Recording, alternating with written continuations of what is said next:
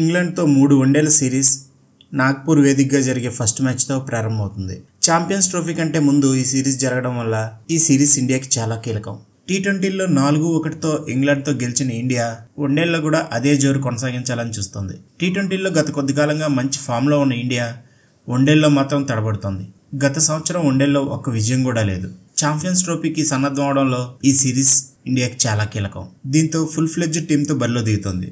బూమ్రా గాయం కారణంగా ఫస్ట్ 2 వన్డేలకి అందుబాటులో లేడు. తన గాయం పరిస్థితి బట్టి థర్డ్ వన్డేకి టీంలో ఉంటాడా లేదా అనేది బీసీసీఐ ప్రకటిస్తుంది. పిచ్ విషయానికి వస్తే నాగ్పూర్ స్టేడియం మంచి బ్యాటింగ్ వికెట్. ఇంతవరకు 11 వన్డేలు జరిగితే అందులో చేజింగ్ టీం 8 సార్లు గెలిచింది.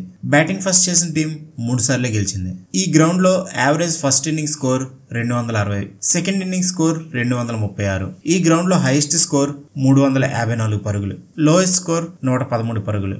ఈ గ్రౌండ్ లో highest chasing score 351, lowest defended score 250. Vidarbha cricket association స్టేడియంలో 300 కంటే పరుగులు 6 సార్లు నమోదైంది. గత రికార్డ్స్ చూసినా ఈ గ్రౌండ్ లో ఈసారి కూడా భారీ స్కోర్ నమోదయ్యే అవకాశాలే ఉన్నాయి. ఇంకా ఇండియా టీం విషయానికి వస్తే రోహిత్ శర్మ, శుభ్మన్ గిల్, యశస్వి జైస్వాల్, విరాట్ కోహ్లీ, శ్రేయస్ అయ్యర్, కేఎల్ రాహుల్, రిషబ్ పంత్, హార్దిక్ పాండ్యా, రవీంద్ర జడేజా, వాషింగ్టన్ సుందర్, అక్షర్ పటేల్, కుల్దీప్ యాదవ్, హర్షిత్ రాణా, మహమ్మద్ షమి, హర్షదీప్ సింగ్, వరుణ్ చక్రవర్తిలతో టీంని అనౌన్స్ చేశారు. మొదట్లో వరుణ్ చక్రవర్తి వన్డే ప్రణాళికల్లో లేడు. కానీ టీ20లో ఇంగ్లాండ్ ని బాగా ఇబ్బంది పెట్టడంతో వన్డే టీంలోకి తీసుకోవాల్సిన పరిస్థితి వచ్చింది. టీ20లో వరుణ్ చక్రవర్తి ఇంగ్లాండ్ ప్రతి బ్యాట్స్మెన్ ని ఇబ్బంది పెట్టాడు.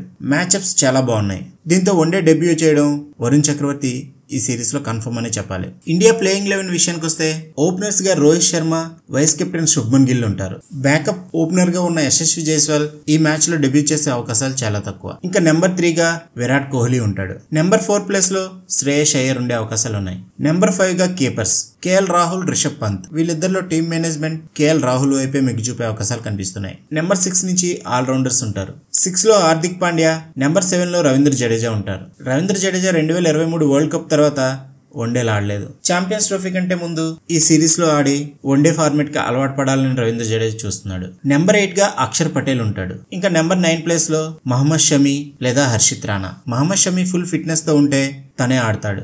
బూమ్రా లేకపోవడంతో ఫస్ట్ చాయిస్ షమి అవుతాడు. తన ఫిట్నెస్ ప్రాబ్లం ఉంటే హర్షిత్ రాణా వన్డేల్లో డెబ్యూ చేసే అవకాశాలు ఉన్నాయి. నెంబర్ 10 గా హర్షదీప్ సింగ్ ఉంటాడు. నెంబర్ 11 ప్లేస్ లో వరుణ్ చక్రవర్తి ఈ మ్యాచ్ లో డెబ్యూ చేసే అవకాశాలు చాలా స్పష్టంగా కనిపిస్తున్నాయి. ఇంకా ఇంగ్లాండ్ ప్లేయింగ్ 11 విషయానికి వస్తే ఓపెనర్స్ గా ఫిల్ సాల్ట్, బెన్ డకెట్ ఆడే అవకాశం ఉంది. నెంబర్ 3 ప్లేస్ లో senior player Joe Root. Number 4 place లో ఇంగ్లాండ్ భారీ హిట్టర్ అయిన హ్యారీ బ్రూక్ ఉంటాడు. నెంబర్ 5 ప్లేస్ లో లివింగ్ స్టోన్.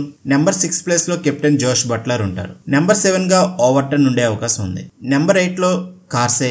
నెంబర్ 9 ప్లేస్ లో ఆదిల్ రషీద్. నెంబర్ 10 ప్లేస్ లో జాఫ్రా ఆర్చర్. నెంబర్ 11 ప్లేస్ లో మార్క్ వుడ్ ఆడే అవకాశాలు కనిపిస్తున్నాయి. ఫస్ట్ వన్డేకి ఇది నేను అనుకుంటున్న బెస్ట్ ప్లేయింగ్ 11. వీళ్ళు కాకుండా ఇంకెవరు ఆడే అవకాశం ఉందనేది కామెంట్ చేయండి. ఈ వీడియో మీకు నచ్చినట్లయితే ప్లీజ్ లైక్ చేయండి, షేర్ చేయండి, ఈ ఛానల్ సబ్స్క్రైబ్ చేసుకుని ఎంకరేజ్ చేయండి. Thank you.